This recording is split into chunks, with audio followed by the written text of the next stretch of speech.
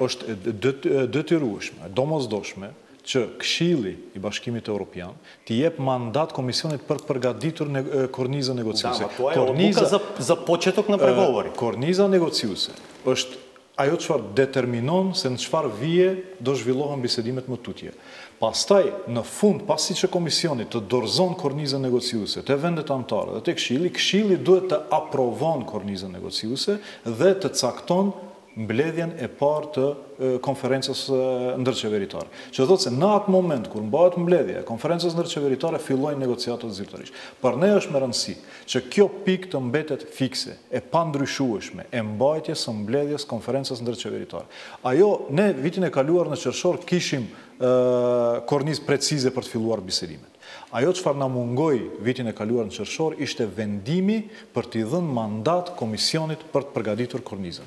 Prandaj tani debati do jetë, a do mundemi në qershor Komisioni të merr mandat që ta përgatit kornizën negociuese, i periudhe nevojshme mund të jetë 1 muaj, mund të jetë 2 javë, mund të jetë 3 muaj, varësisht se si do dakordohen vendet anëtare për tekstin e kornizës negociuese, që të mund të mbahet mbledhja e parë. Prandaj dua këtu debatin ta fokusoj se pika që ne mendojmë që nuk guxon të lëviz është të shtyhet mbledhja ndërqeveritare ku zyrtarisht fillojnë bisedimet. Ne jemi ende optimist se ka hapësirë në qershor, edhe pse ju e përmendët fakti që mbledhja e vetme e Bundestagut është vetëm 2 ditë. Ju tha disa ditë, vetëm 2 ditë, për shkak se raporti do të publikohet ditën e mërkurë me 29 maj, pastaj është e njëjte, premte, shtunë e diell nuk llogariten. Ке се чувствувате ли за, како да кажам, лично одговорен ако во јуни нема датум за преговори?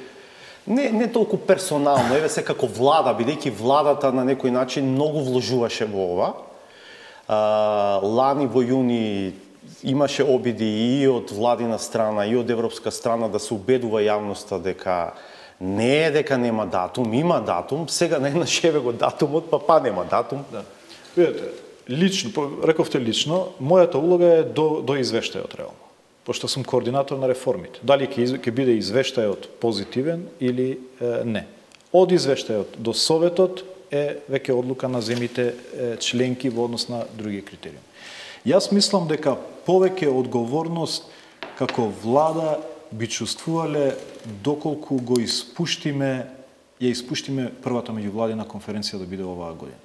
Бидејќи тоа е фиксниот момент, независно кога е одлуката јуни, јули, почеток на јуни, после 10 дена. Дали се поместува почетокот на преговори. Значи, ние зборуваме за почеток на преговори, кој што е првата меѓувладина конференција. Ама немојте сега воспоставувате нов репер, после ќе ве држиме за тој репер. Очигледно е многу се комплицирани работите во Европската унија и навистина не се знае што ќе се случи. Никогаш не биле покомплицирани. Никогаш. Не сме имале ситуација на Брекзит, кој што е хаотичен. Вчера во комисијата од 10 точки во агендата успеа некако да не вметнат нас од темите за Брекзит.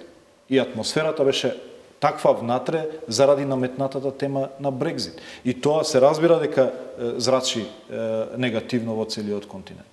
И плюс прашањето на парламентарни избори кои што никогаш не биле по-непредвидливи, во кои што стравот е дека ќе победат евроскептиците. А мислите на европските избори? За европските парламентарни избори.